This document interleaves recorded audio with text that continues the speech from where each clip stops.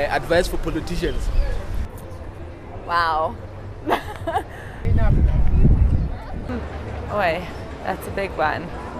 Listen to the people. Sure, we could give advice forever. I mean, there are a lot of things. It's the small things that make the huge difference, you know, like... They must not just convince us to vote and at the end they don't do what they have promised.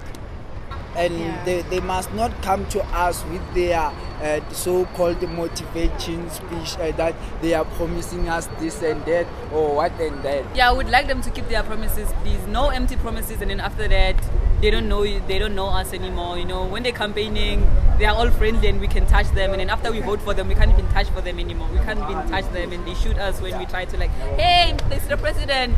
We don't like that.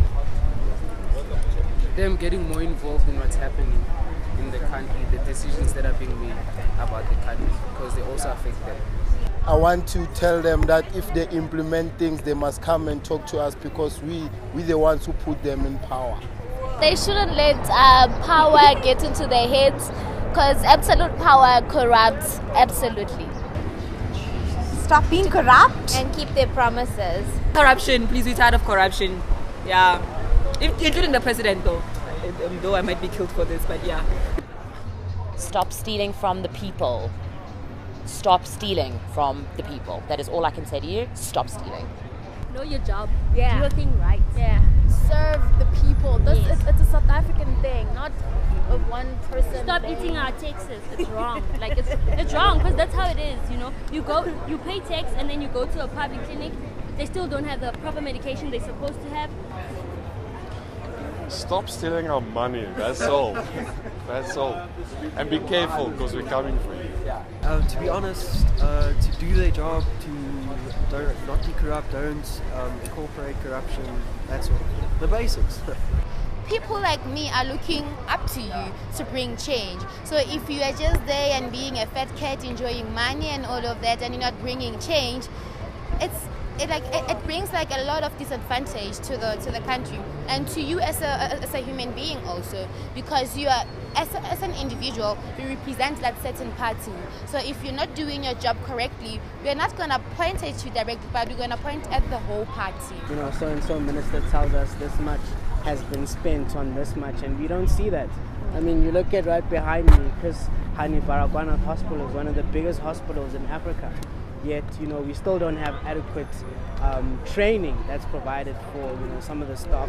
We have all the equipment, we have all the machinery, we have the resources, but no one's trained to do anything. You know, the South African government needs to start thinking about their people and to try follow Nelson Mandela's dream of creating a well-educated population. And at this point, I don't think it's headed that way. Promises that they can't keep, because they'll be saying no, they'll be feeding, there'll be house provision, there'll be job creation and all of these things just for you to be able to vote for them. And once their votes, you know, count a lot or whatever the case may be, and the particular or whichever party wins, then they just do not. Yeah, it doesn't come to life. So follow up on your promises.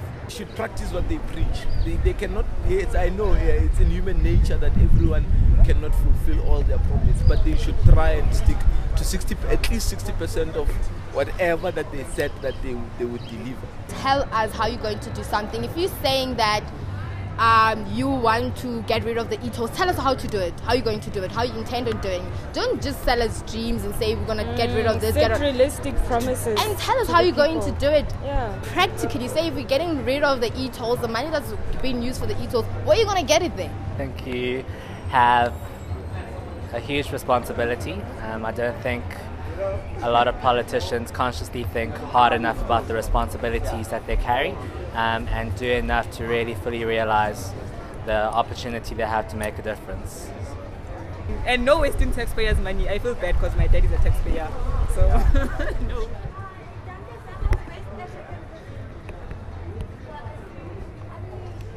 Know more. ENCA.com